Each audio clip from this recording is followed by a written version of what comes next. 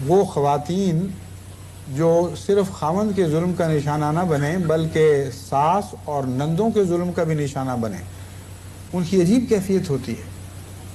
خوشیوں کے موقع پر بھی ان کو نہیں چھوڑا جاتا، ایسے موقع پر بھی تان دیے جاتے ہیں جن میں ان کا کوئی قصور نہیں۔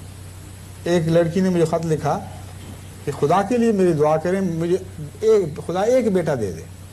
4 بیٹیاں ہیں اور ہر بیٹی کے وقت عذاب میں مبتلا ہو جاتی ہیں، ساس تانے دیتی ہے، نندیں تانے دیتی ہیں، خامند کہتا ہے کیا جھوٹ جیسی چیز تم ہمارے گھر آ گئی ہو، کیا نحوستیں لے کے آئی ہو، ہماری نسل برباد کر دی، کوئی بیٹا نہیں پیدا ہوا۔